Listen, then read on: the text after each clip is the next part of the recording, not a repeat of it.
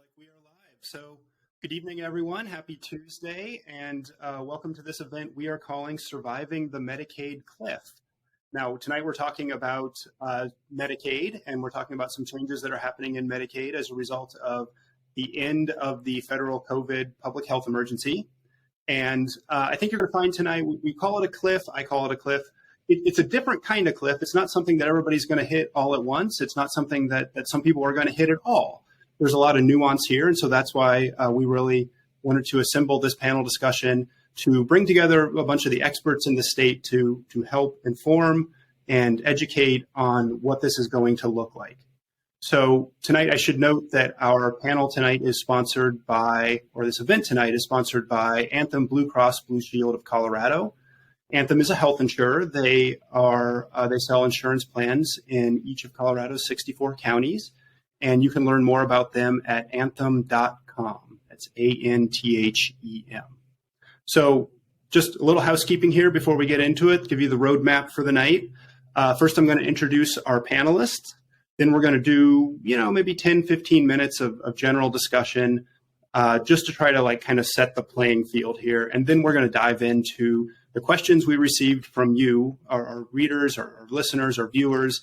And I'm not exaggerating here. We have received dozens of questions. So this is going to take up the majority of the night. And I think we're going to get a lot of good information out there. You can continue asking questions tonight if you wish. You can do that using the YouTube chat function, or you can email them to questions@coloradosun.com, and we'll try and get through them. We're going to try and stick to about an hour, maybe a little bit longer tonight. So we may not get to every question, but we're going to do our best here. So let's dive in. Let's get to our panelists. First up, we have Kim Bimestefer. Kim is the Executive Director of the Colorado Department of Healthcare Policy and Financing. You'll often hear that department referred to as HCPF, which I got to say is probably the funniest acronym in state government. But it's also a very important agency because it oversees Medicaid and another program called the Child Health Plan Plus here in Colorado. Now we have Michael Conway second. Michael is the State Commissioner of Insurance. He heads the Division of Insurance at the state. Not as much of a fun acronym there, but he regulates a good number of health insurance plans here in the state. We have Kevin Patterson, who is the CEO of the Connect for Health Colorado Health Insurance Exchange. This is where you would go if you're shopping for insurance on your own or as a small employer.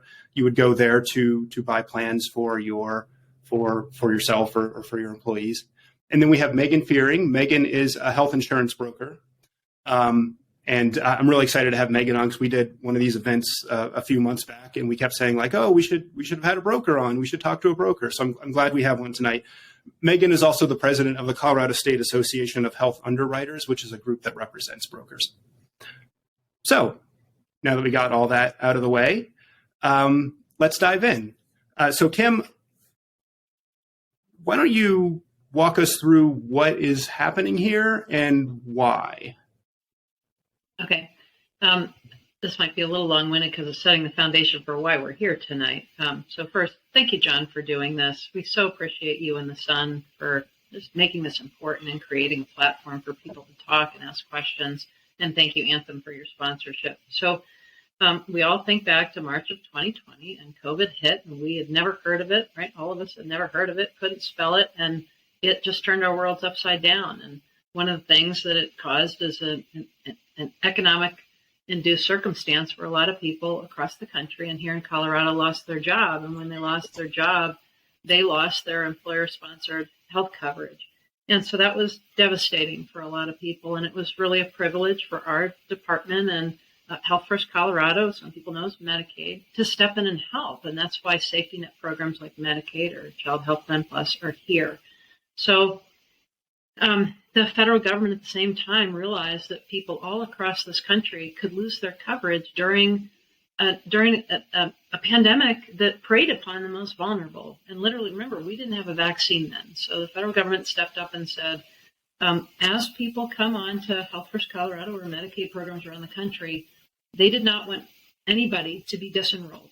So the goal of the federal government here in Colorado is keep people covered. And we did that as a state. And so our rosters at Healthcare Policy and Financing grew by 500,000 plus people, by 41% between March of 2020 and just this past month. And so for more than 3 years, we have not disenrolled anybody from Health First Colorado or the Child Health Plan Plus program. And now we cover 1.78 million people, or 1 in every 4. So this very unusual period of time. We're so thankful for this. But now we've learned to manage the pandemic. It's now an epidemic. We're in pandemic readiness, and we're all doing pretty well. So the federal government said in December of 2022, they passed the Consolidated Appropriations Act, and that act required all Medicaid programs across the country to now start planning for disenrollment and to actually disenroll. And then in January of 2023, just a few months ago, CMS, the federal government, sent out some guidelines. And so following those instructions, HCPF has now started and developed a plan, which we've been working on for 3 years, waiting for this time. So we're very ready to say to our Medicaid members, okay, after 3 years of a pause, we now have to renew everybody. And even though we've been renewing everybody and going through the process for 3 years, we've never disenrolled anybody. So what's different now, we're going to continue the renewal process, but actually we're going to act on those renewals. So what's different is people could lose their coverage for the first time in 3 years if they don't act on the renewal process. So we've been working real hard for months and months getting ready for this. We estimate that about 80% of the people that we covered out of that 1.78 million will renew, and about 20% will not renew. Now, some of those 20% already have new jobs with employer-sponsored coverage. Some of them might have matured onto Medicare. Some of them might be on their parents' policies up to 26, but many people have stayed on our rosters.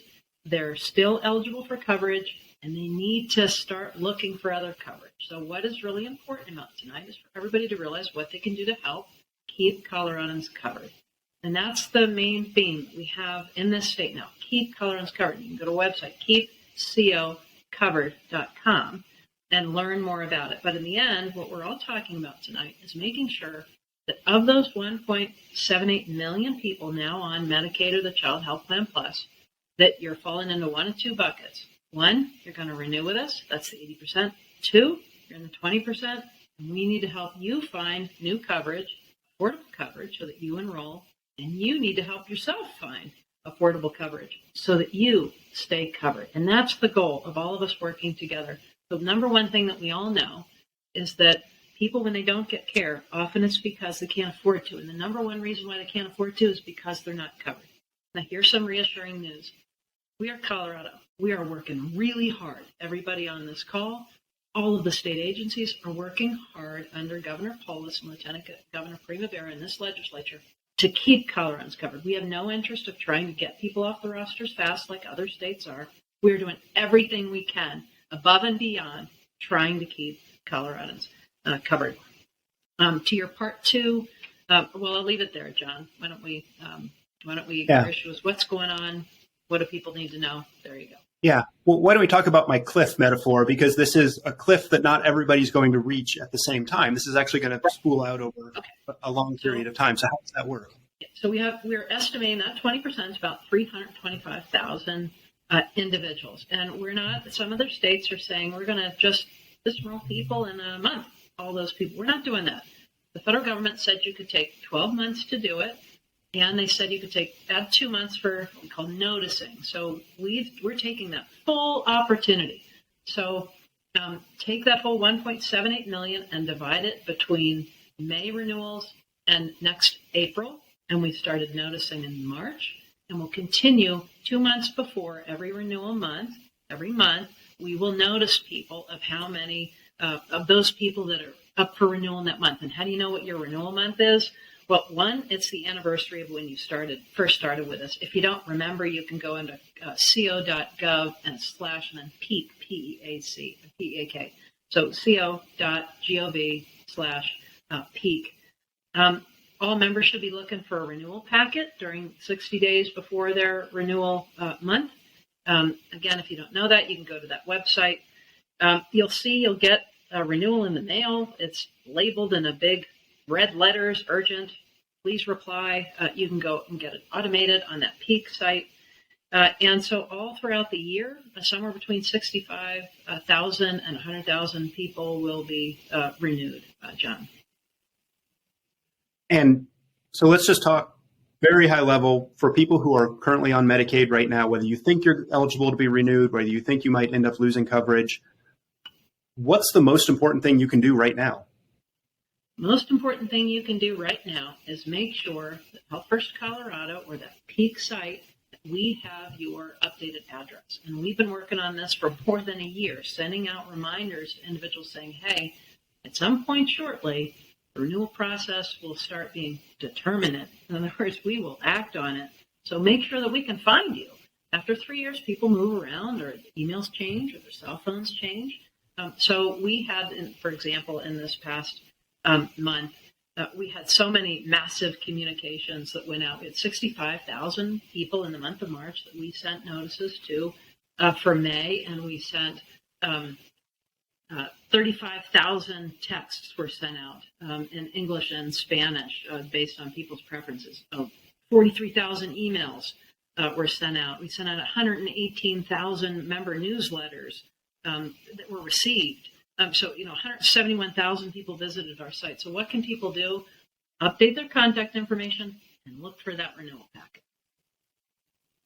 And Mike, I want to turn to you now. So we've had a lot of questions from folks who are concerned about, I think I might lose my Medicaid coverage. What do I do now? And how much time do I have to figure this out? So can you explain what happens for people after, if they do end up getting disenrolled from Medicaid?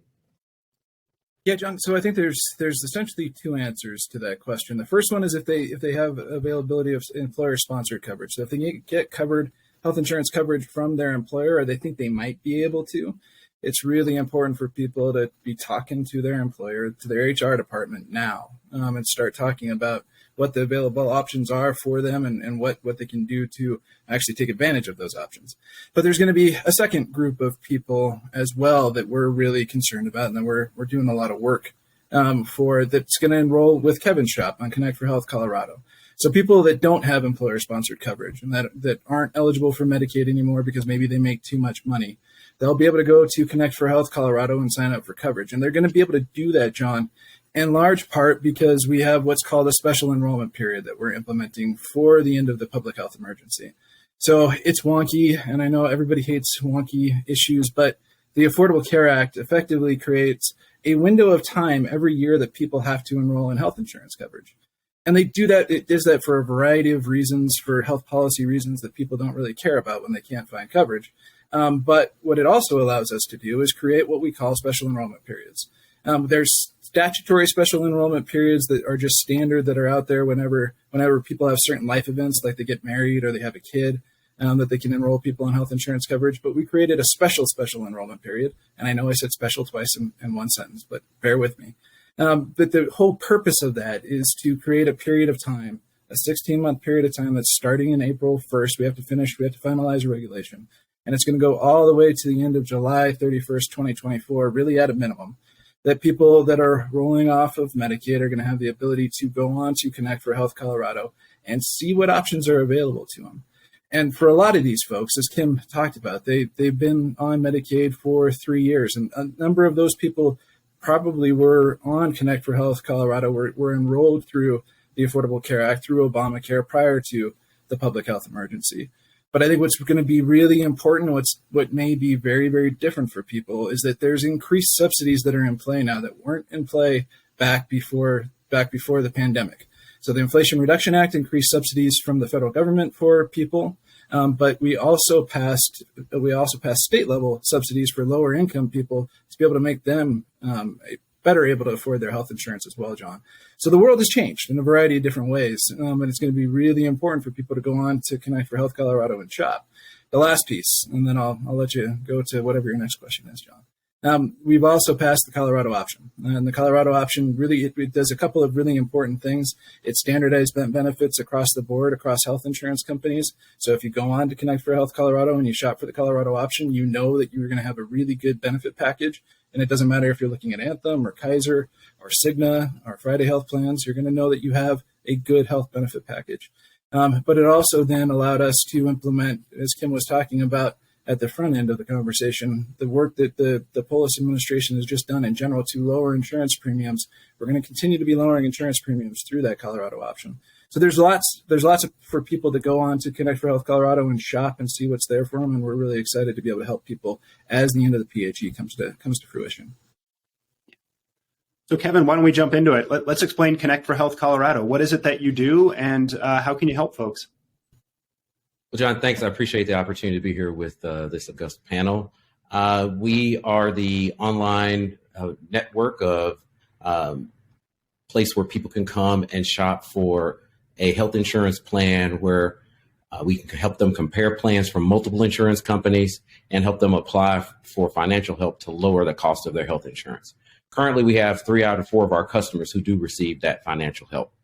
We also are in contact with a number of certified experts across the state who can guide the person through their enrollment process, give advice, and answer any kinds of questions.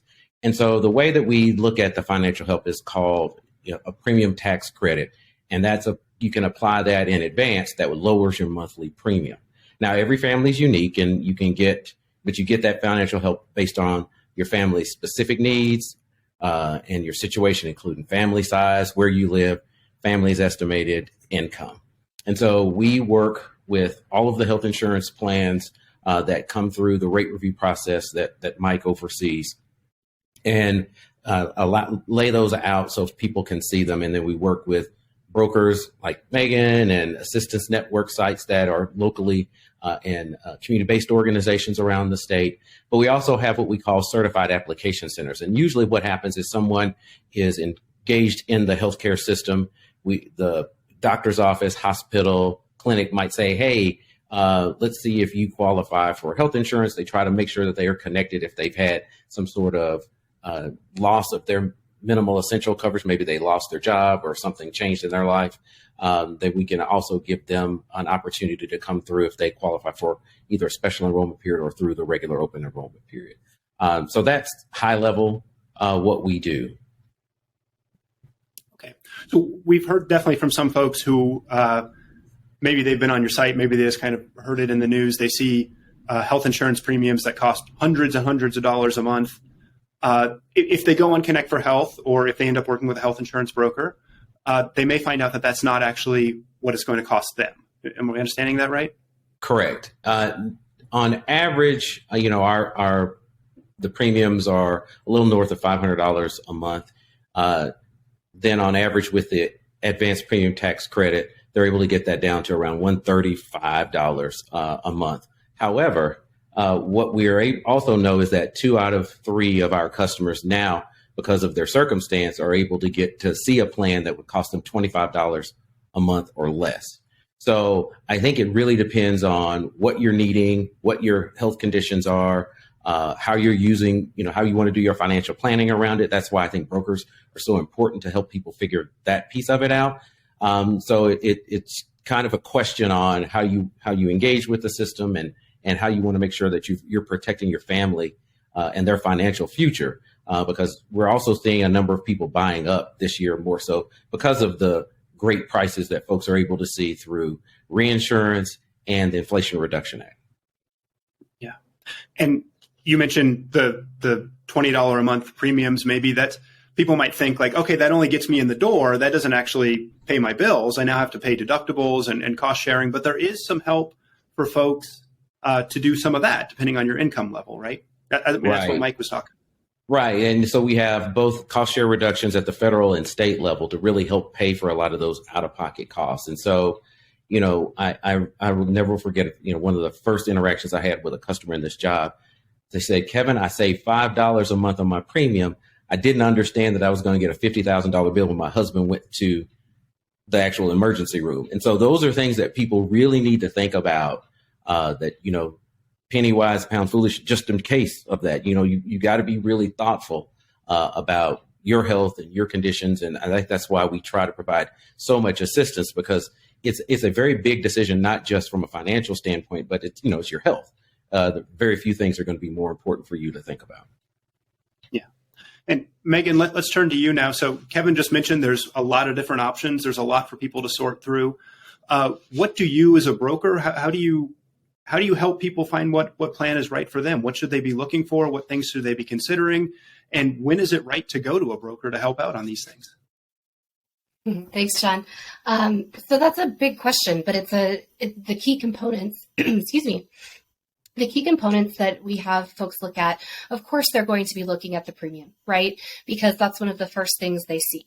So they are shopping on price, whether they look at the other benefits or not. That's one of the first things that they're looking at. Beyond that, I also talk with my clients about looking at, to Kevin's point, what type of copays you're going to be paying for the benefits that you're going to use most often. So things like urgent care, primary care visits, if you have a specific condition and maybe you need dialysis or something like that, looking at those day-to-day costs, but then also looking at the out-of-pocket maximum for the plan overall. The deductible is important because that's first dollar expense to the insured, but the out-of-pocket max is what's key because that is their ultimate financial exposure beyond their premium for the year.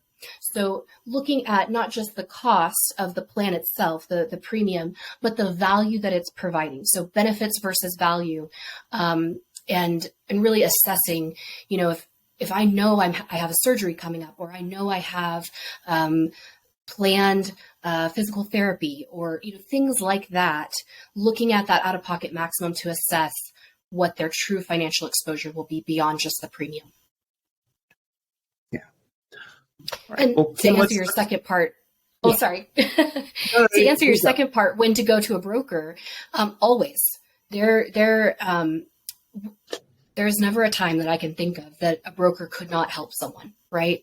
And I always tell folks, in fact, I think I've said this to you before, John, the premium stays the same regardless of if you use a broker or not. So it doesn't have to be me, right? I know I'm not everybody's cup of tea, but for heaven's sakes, find a broker.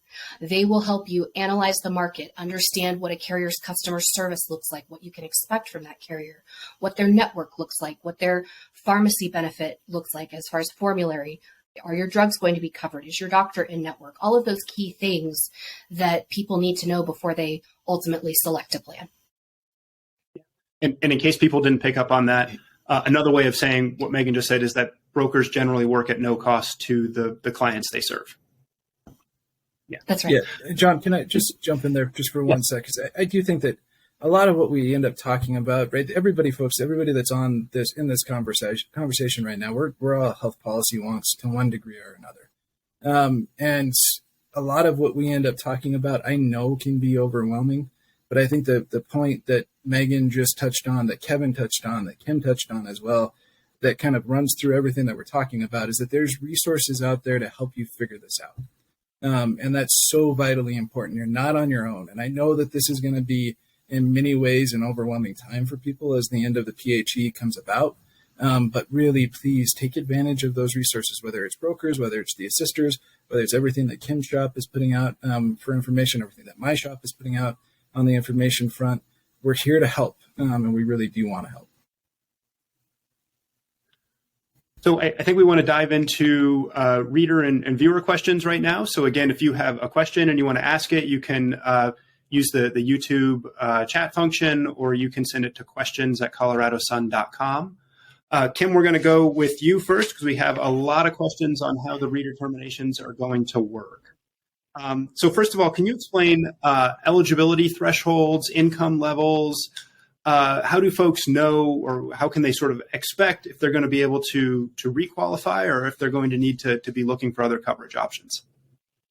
Yeah, thank you, John. So, Medicaid, or Health First Colorado, is income-based for the large part. For 96% of the people, it's income-based. So the points of where you would be able to receive coverage, I'll give for a single person or for a family of 4.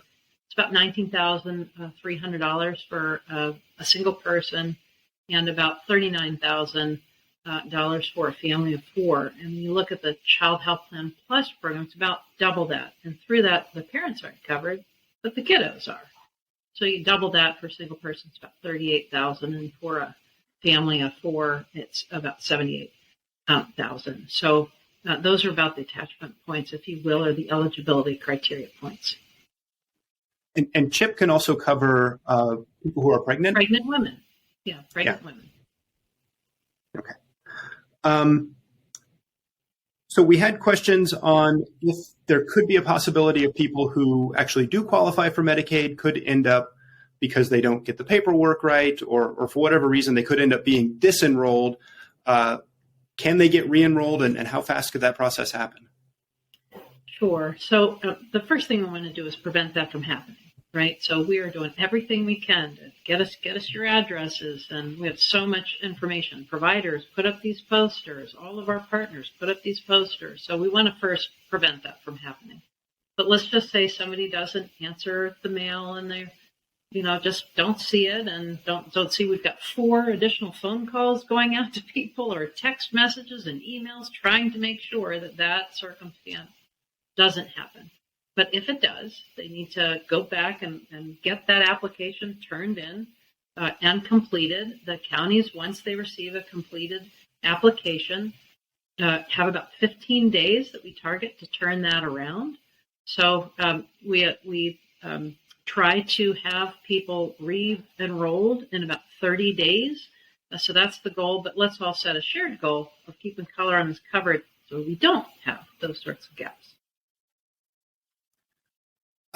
And so, sorry, you said 30 days you're expecting to be the turnaround time on people's eligibility? When somebody fills out that application, we ask the counties to, once they have a completed application, to do that in 15 days. So if somebody realizes, oh, no, I should have done that last week, and they get it back in, they get that completed application, we're trying to get that done in 15 days. So that would be about 30 days for them to realize it, figure it out, get it in, counties receive it, and 15 days after that. Sometimes they're missing some piece of information, but they shouldn't. If they're careful going through that application, it takes you step by step.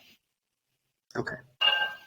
And you mentioned some of the communication efforts, but can you just explain where people can expect to hear from you?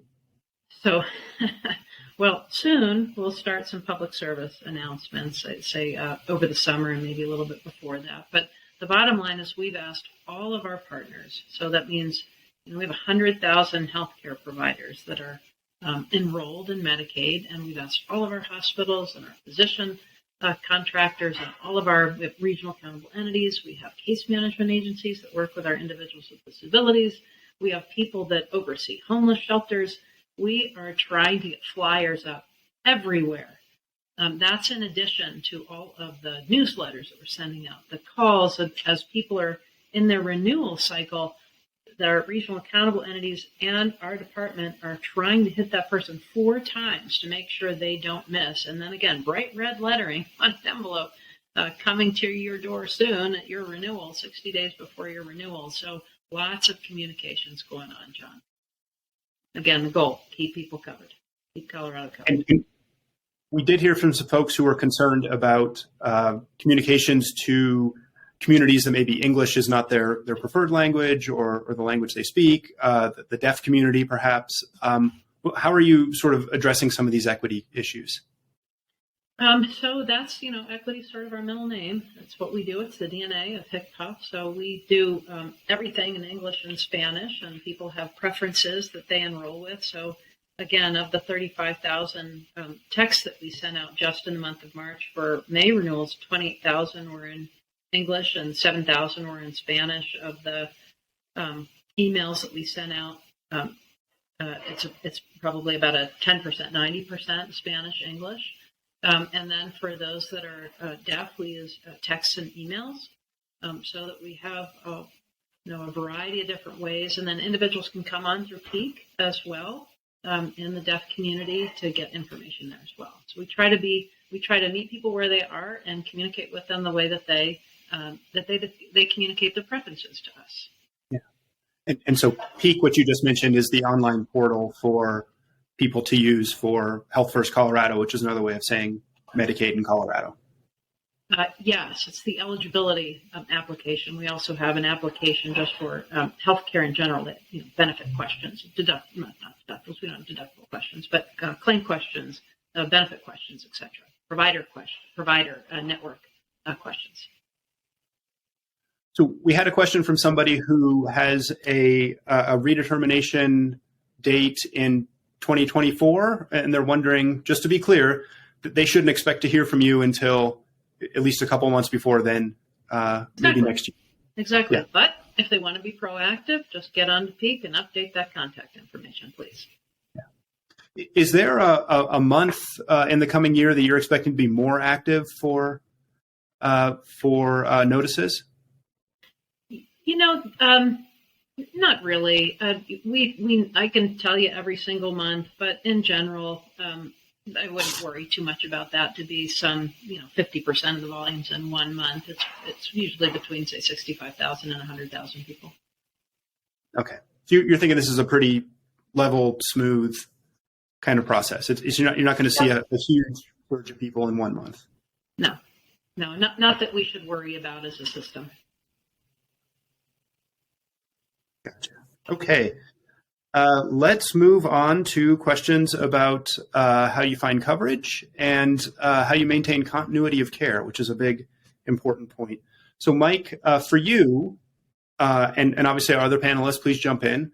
We had some folks who were just wondering about emergency plans, any kind of catastrophic sort of stopgap insurance. Is there any option like that out there for folks? There's not any kind of stopgap insurance out there for folks. Well, I mean, depending on exactly what the person was thinking about when they asked the question, of course. But I think what's most important is that special enrollment period that we talked about at the beginning, John. That really is going to allow people to get enrolled very, very quickly. And if they're planning along the lines of what Kim was talking about, they'll be able to plan for their enrollment date to coincide with the date when they would potentially roll off of Medicaid. As far as continuity of care type questions, and for folks out there, I promised you that it was going to try and not be too wonky.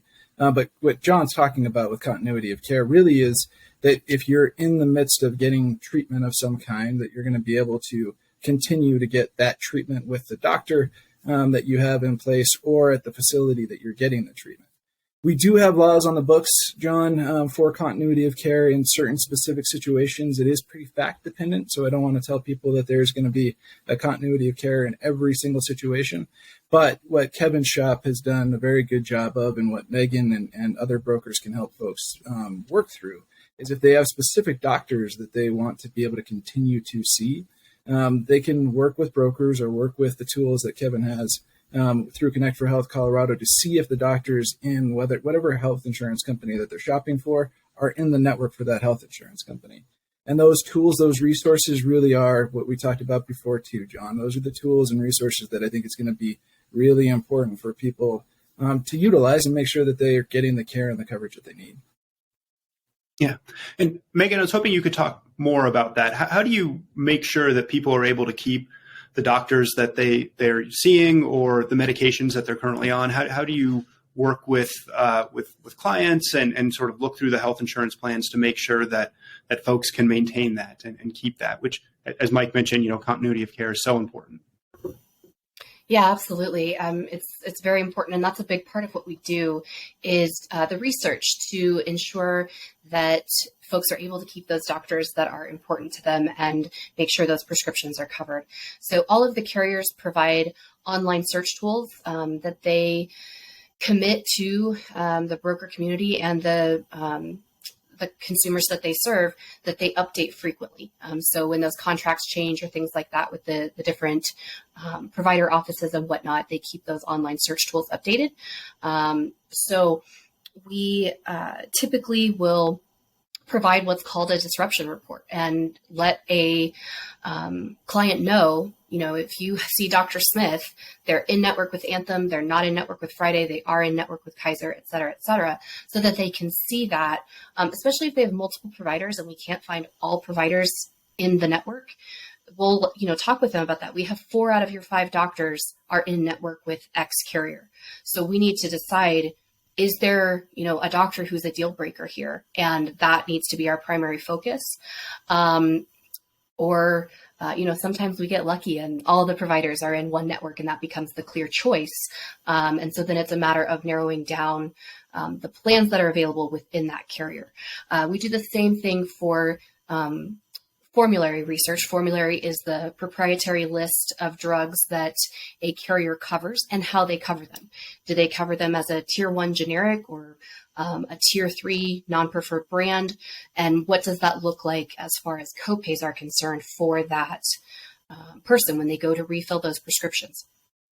So we help them with that research and then have a discussion about what the impact is for office visits and with those providers or facility fees when they're going to see those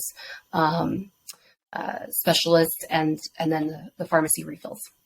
And one thing I will say is that one of the least accurate ways to find out if your doctor is in network is to call the doctor's office. And that is not a knock on the provider's office at all. It is simply that the person who calls will say, oh, hey, do you guys take Aetna, or do you take Kaiser, or do you take whatever, insert carrier? And the front office person will be like, yeah, we sure do. And they might have a list there, but they might have, Kaiser Select, or they may have a network that is not specifically covered, or that provider, is not specifically in that network.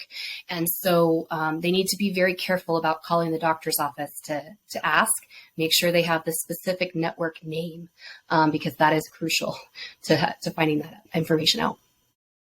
And Kevin, is this something that people can see this level of detail when they shop on Connect for Health as well? Yeah, we do have a way that you can see that, but I have a little trepidation. I agree with Meagan that you need to confirm if there's any specific thing that you're looking for. So we like for people just to double check if they're concerned about that at all. I think there's some improvement we can make in that system. I think that's the best way I can say it. Yeah. We've had a lot of questions about mental health care, especially, and maintaining continuity of care. Mike or Meagan, is there anything that you want to add on that? I'll start, Meagan, and then you can jump in.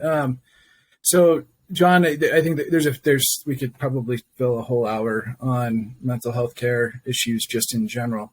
I think that there's definitely going to be options that are available to people. The Colorado option, for example, has mental health care visits that are before deductible. So before people have to pay any of those cost shares that we've been talking about, people can go to the mental health care doctor and get coverage and get treatment.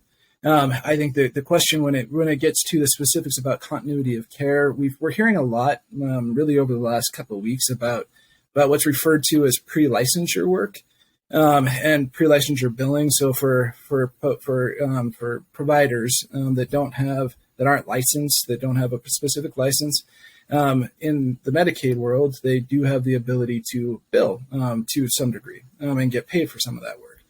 That isn't always the case in the private insurance marketplace. It is going to be carrier specific. We don't have specific laws on the books regarding pre-licensure work, and as much as people talk about us having a lot of power at the Division of Insurance, we can't fix every problem that comes our way, even though we really want to. And we've got ideas about really trying to have to push the private insurance marketplace to be more proactive on the pre-licensure work front to deal with some of those continuity of care issues, John. But I don't want to overpromise to folks either, especially I know that there are some providers on tonight that are talking about that, and I don't want to overpromise to them that I'm going to be able to completely fix that issue.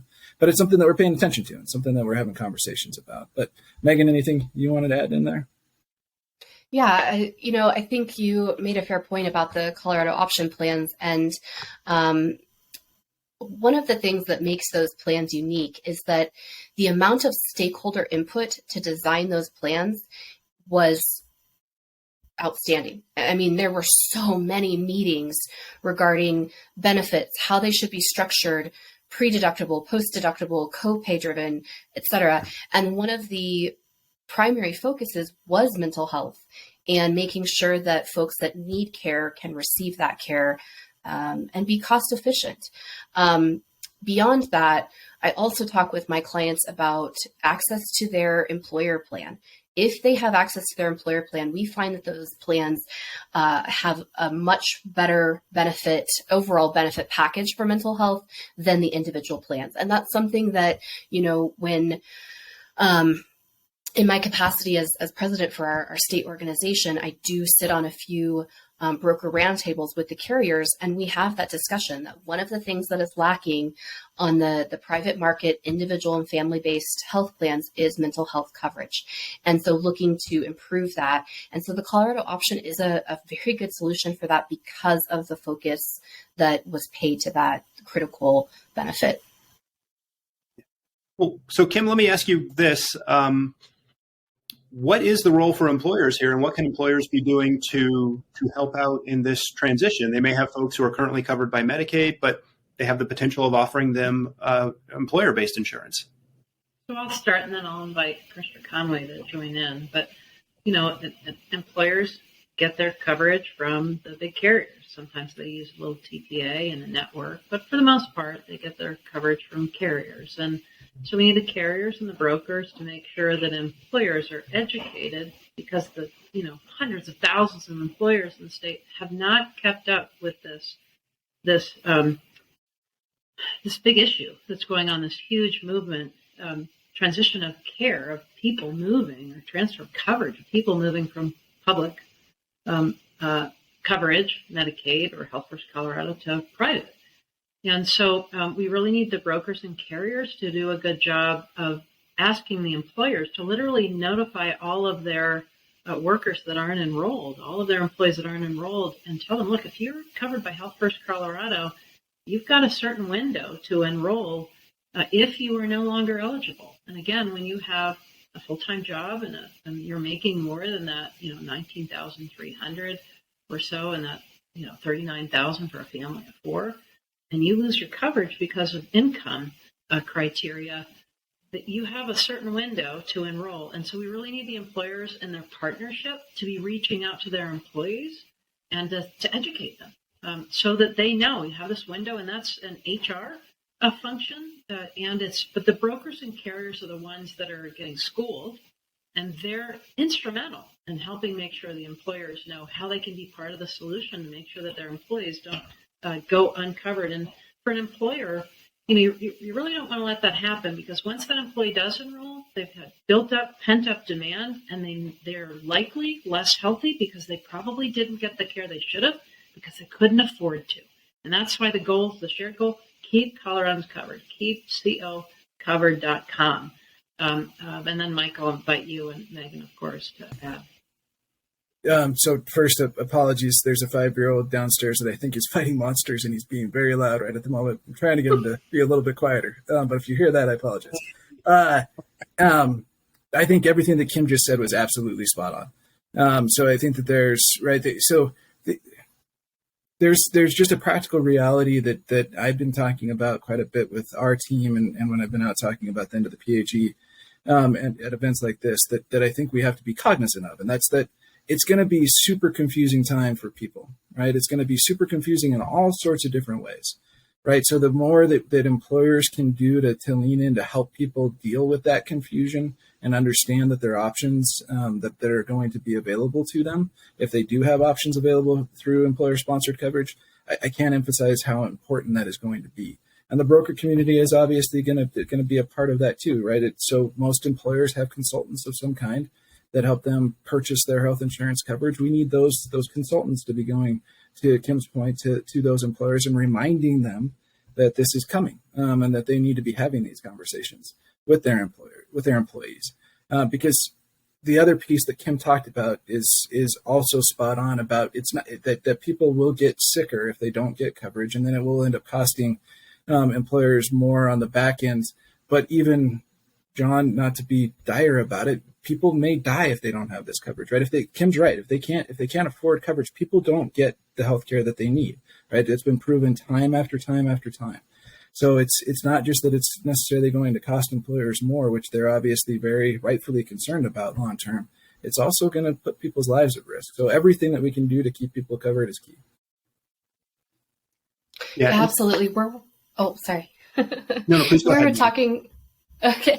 We're talking with our employer groups, my specific clients, and then the broker community at large about posting flyers in common places in the workplace, as well as the HR team, or even if they're a small employer and the HR team is the owner, or whoever wears 10 hats within their company, but making sure that they look at the folks within their company who have waived benefits, because that person doesn't always have to disclose why they're waiving benefits.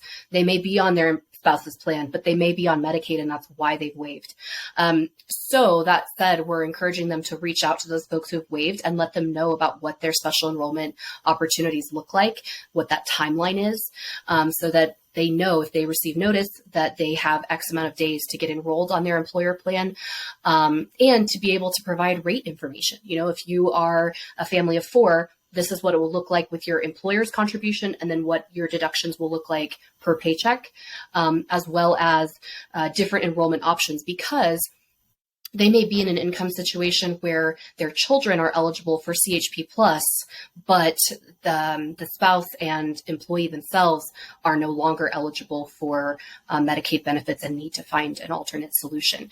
Then beyond that, we are also working with, at the national level, SHRM, the Society for Health Resource Managers, to let them know, because sometimes a company will not use a broker. They may have someone in-house who's a benefit specialist. They may not be a licensed broker. They just have enough knowledge of the industry to secure those benefit plans and packages for their company. And so we're also talking with them to make sure that those folks are aware as well. Mm-hmm. And John, there's another option here that we haven't. Sorry, go ahead, Mike. Can I just talk about one thing that I think is really important? Again, for folks that were potentially enrolled through Connect, or that maybe shopped on Connect for Health Colorado, that were in a situation like Meagan talked about before, where maybe they had employer coverage for one family member that had some level of subsidy for that one family member, but didn't maybe have any assistance for the rest of the family. They used to be frozen out of being able to get any of the tax credit help that Kevin talked about at the front end when they went to Connect for Health Colorado. That's not the case at this point any longer. So it's going to be really important for people again to go and shop and see what's available to them, because the world really has changed. So it's shopping, as we always talk about, is really going to be key. Yeah. And Kevin, we do have some people who they just want to know bottom line, what can I expect this is going to cost me? You've kind of gone over that a little bit, but can you talk a little bit more about what people on average are paying on Connect for Health? Yeah, on average, it's around $135 with the premium after you have the tax credit. After that, we have a tool that helps you kind of estimate if you're a high, medium, or low user of the healthcare system, so people can kind of look and see if I think I'm going to go to the doctor more than just for well visits, and I don't plan on going, for the emergency room, but not saying everybody plans for that.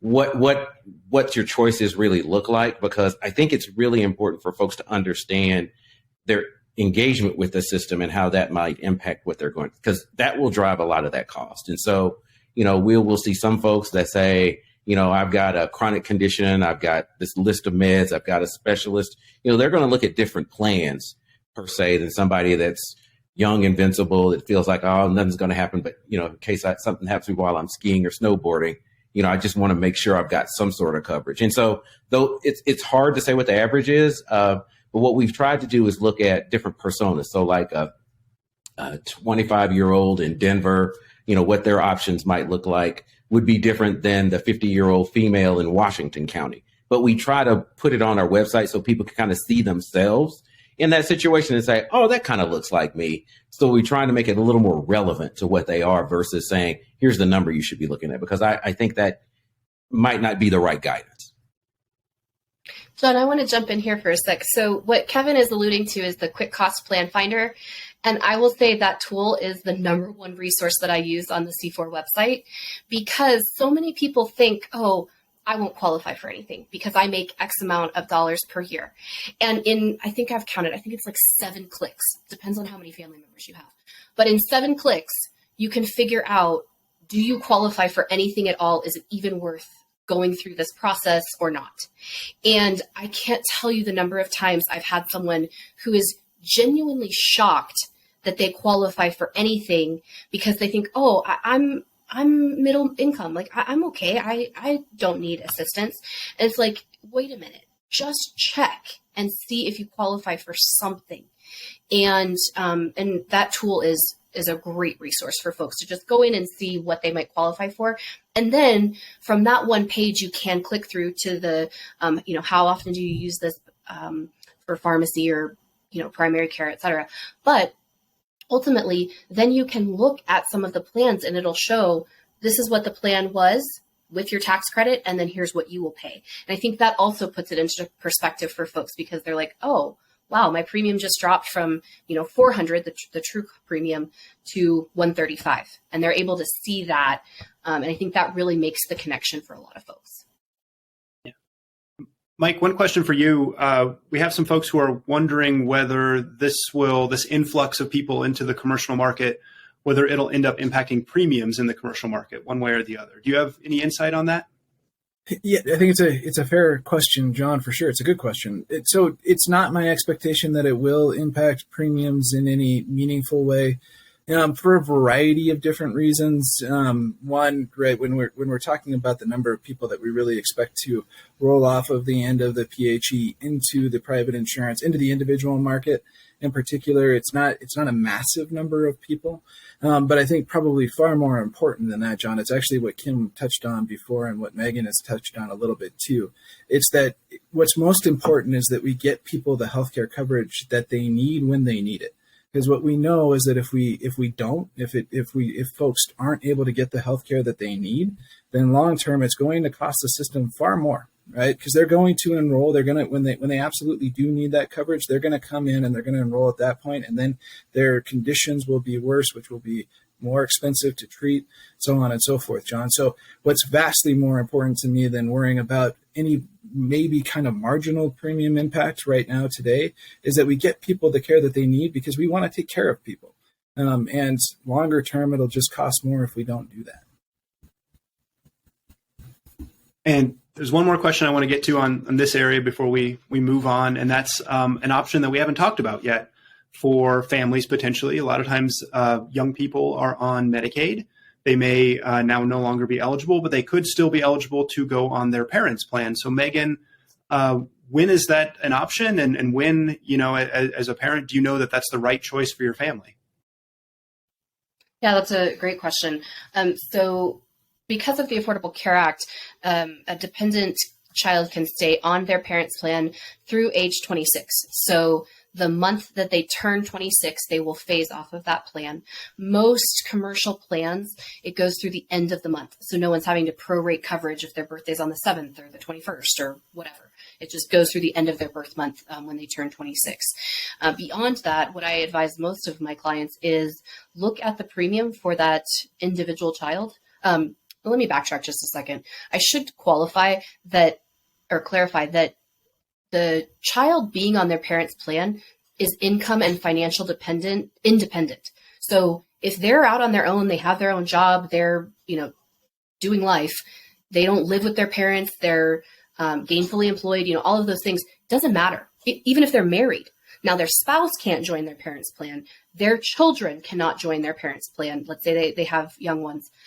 That doesn't happen. But the dependent themselves can join mom or dad's plan, okay, through age 26. So beyond that, what I advise clients is if you look at premiums for your 20-something adult child and they don't qualify for a tax credit, or they, the benefits that are being offered through their employer are not a right fit for them, say it has a crazy high deductible or something like that, then let's look at what the cost would be for them to join your plan. What do your benefits look like? And then compare that value versus premium. And so it comes down to that cost impact. The other thing too is if you're helping your child pay their deductible or pay their copays, pay their out-of-pocket maximums, why not have them join your family plan?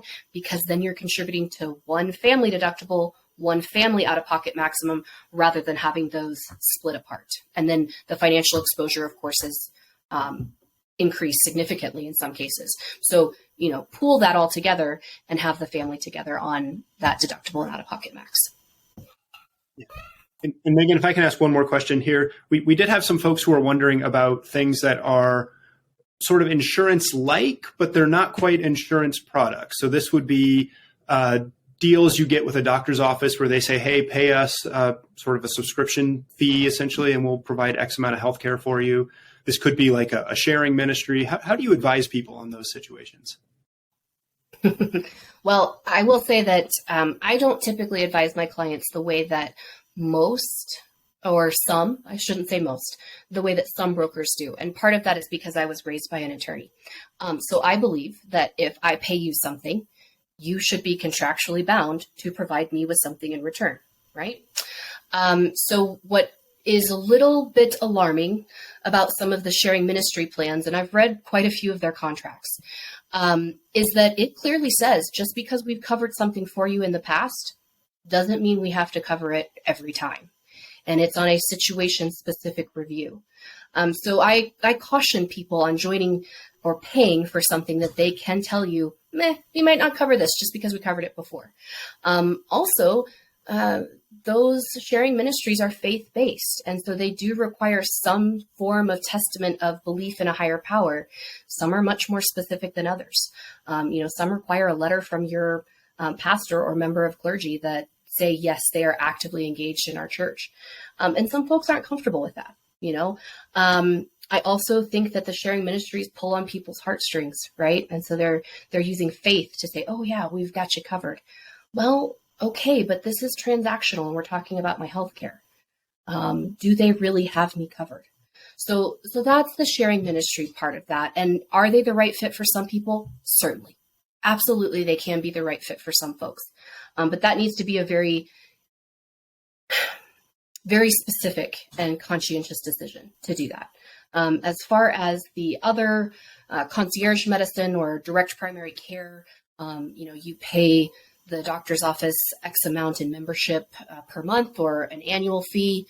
Those can be a good fit, but I still advise people to have a catastrophic plan in partnership with those because, that doctor's office isn't going to cover you if you have to go to the emergency room and have emergency surgery, or, you're out skiing and break your bone and they have to send up ski rescue to come get you and bring you down. And then you're paying some orthopedic surgeon who, let's be real, they live in Vail and there's a cost of living difference up there, So I do caution folks, those can be a really good fit, right? To be able to use direct primary care and have lab and pharmacy and some of that stuff at your fingertips for what's pretty much a minimal fee for most of them per month.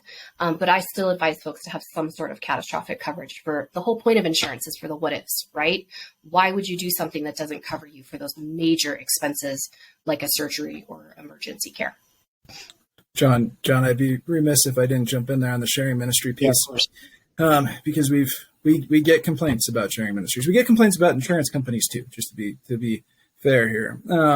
But I think everything that Meagan just said about sharing ministries is exactly right. Folks really need to understand what it is that they're signing up for, and more importantly, from my point of view, what it is that they're not signing up for, right? So people have come to expect that when they're signing up for a health insurance plan, what they think is a health insurance plan, it has certain benefits and it has certain coverages that are just guaranteed, because that's what we've really tried to kind of instill into people in the way that they're thinking. But the sharing ministry plans don't have the same benefits as the Affordable Care Act. They don't have the requirements in place to make sure that the benefits are actually paid just along the lines that Meagan just talked about.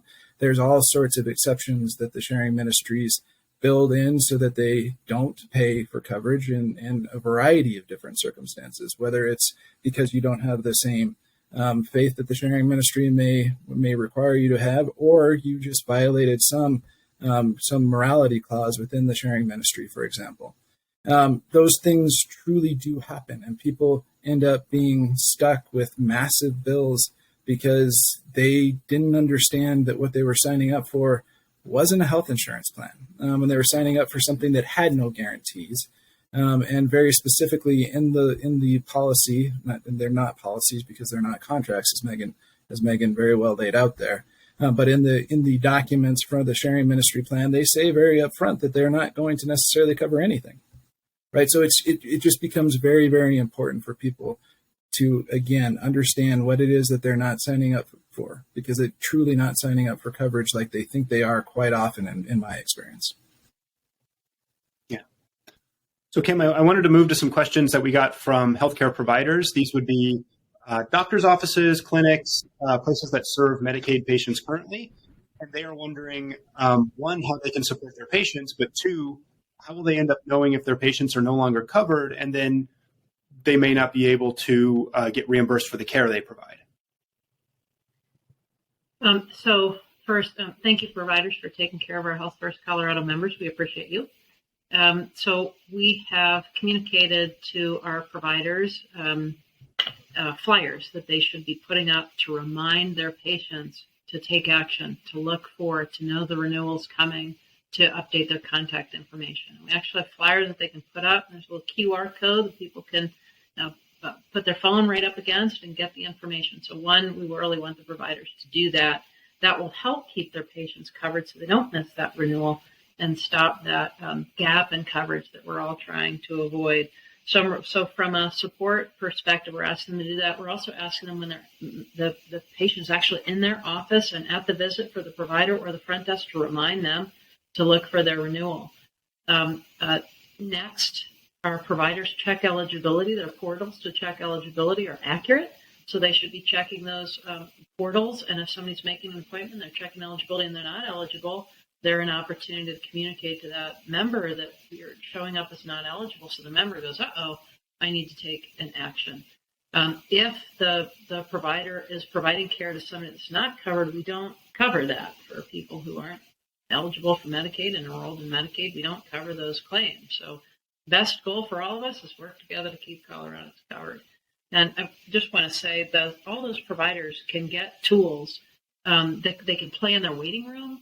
So we have videos that play in English and Spanish and with captions that say, here's how to update your contact information, Health First Colorado members. Here's how to handle, here's the steps for a renewal. Here's how to get connected with other coverage. So we certainly want those providers to use all of those tools. There's an entire toolkit for providers to come in and help. But again, all of that is at keepcocovered.com that people can go in and you can get various toolkits for renewals, etc. And then they can remind their members to go on to the site is healthfirstcolorado.com/renewals.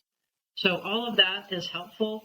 So again, best that we don't have people that have a gap in coverage. And for those members who think they've been inaccurately determined ineligible, they can, before the end of that renewal month, appeal that decision. And during that appeal, those members are covered.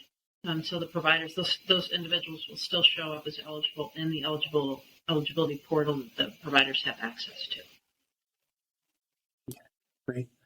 Well, hey, I think we got through our questions. Did anybody have something that they thought we missed, or that closing comments, anything else you want to say? We'll start with you, Kim.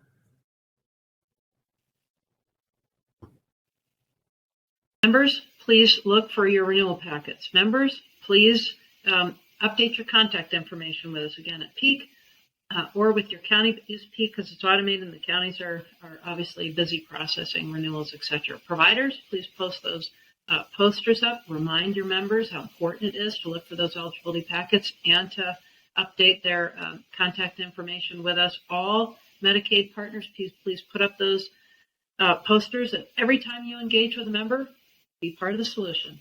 Help the members, remind them that they've got to renew this. You've got to fill out the paperwork. The 3-year pause is over, and we've got to work together to keep Coloradans covered. Everybody, please do your part. Thank you. And thank you, John, for doing this session. We really appreciate you and the relationship that we share with the Sun and how well the Sun is such a good organization to spread the good word in events like this. Thank you. Oh, thanks, Kim. Mike? I'm not going to say thank you to you, John. No, I'm just joking. Thank you, John. Kim's right. You are really good partners. You've done events like this on other issues that are honestly, I think, truly helpful for people, to help people understand issues. And I think everything that Kim just said obviously is spot on, as always the case when Kim is talking about issues.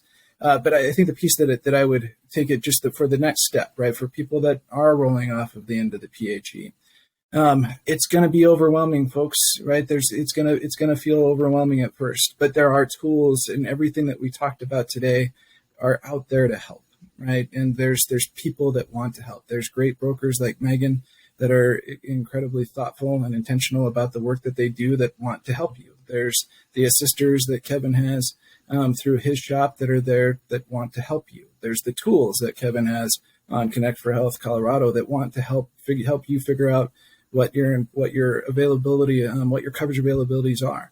There's your employers that in the HR shops that are going to be there to help. So I know it's going to be overwhelming at times, and I think the most important piece, the most important message that I can get out to folks is that there are people there that want to help. So reach out to those folks that want to help, because that's what they're there for. And certainly our shop at the DOI, we're here to help too. So if you want to give us a call at 303-894-7499, we can help you there. You can go on to doi.colorado.gov. We have resources and information there for folks. But I think that's my core message, John, is that there are people out there that want to help, because it's going to be a confusing time. Take advantage of that. That's what we're here for. Thanks. Kevin. So thanks again, John. This is always a really good time to have to be able to share with you. I have to thank the rest of my panelists. I get to work with them all the time. And I think, this level of coordination, collaboration is really unprecedented. And so Kim's been great leading the charge for everybody. Mike's talked, I think, a lot about what we're trying to do to make sure we keep people covered. We want to make sure we're just letting people guide. We're agnostic. We just want you to get covered. So if you want to start with us, we'll get you to the right place. And very often that place is Meagan or someone in the broker world. Just reminding folks, we do have assisters out there as well. If you you don't even know where to start and you're like, which direction do I go?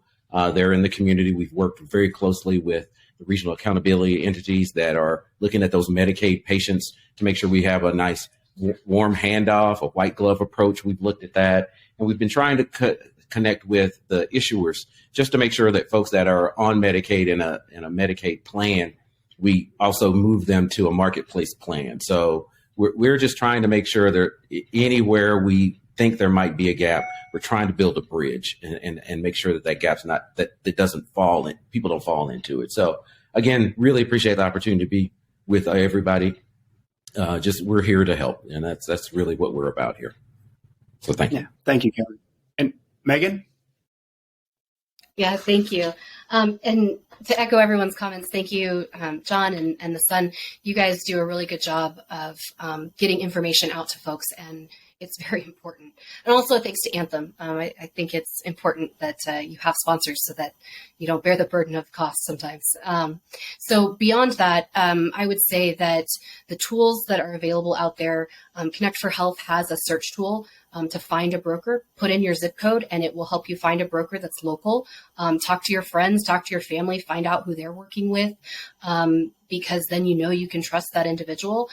Beyond that, our organization, we recently went through a name change at the federal level. So we are the National Association of Benefits and Insurance Professionals, so NABIP.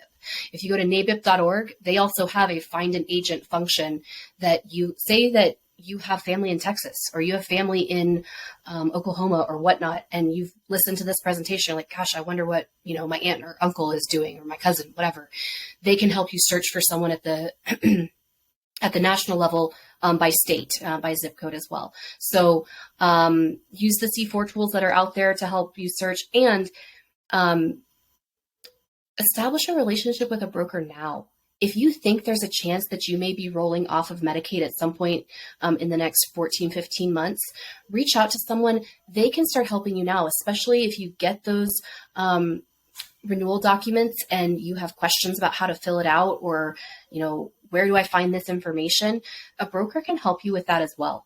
Even if that means that they don't end up doing business with you, they send you right back to Medicaid, that's okay, right? That means that they're providing a service that's important. And some of the assisters can do that as well. Kevin's talked about them. You can work with both an assister and a broker. And so the assisters are there to help you with terminology and, where to start. What the heck does all of this mean? And then a broker can come in and help you with market analysis and formulary information and all of that kind of thing. Take it one step further. So just use all the tools that are available to you. All right. Well, thank you, Megan. And thank you to all of our panelists for being here. I know we kept you a little bit over time, but I really appreciate it. I think this is all super important information to get out to folks. So I will say to people, there were some very technical questions that we didn't get to, mostly because we didn't have the information right on the spot to be able to answer them. If you want to email those to us at questions@coloradosun.com, I will harass all these people online and make sure we get answers to them, and I can email them back to you. So I want to thank you to everybody who answered questions. Also want to again say thank you to Anthem for sponsoring this event. That's Anthem Blue Cross Blue Shield of Colorado. You can find them at anthem.com. And if you are interested in rewatching this event, sharing it with others, it'll be available on our YouTube page, the Colorado Sun's YouTube page. And lastly, I can't let us go without noting that the Colorado Sun, statewide news organization, member supported. If you like what we do, if you want to help us out, you can go to coloradosun.com/join to become a member. Otherwise, we just always appreciate your readership. We always appreciate you being here and being a part of these panels and really being part of this community engagement and interaction. So thank you again to our panelists, and hope everybody has a really great evening.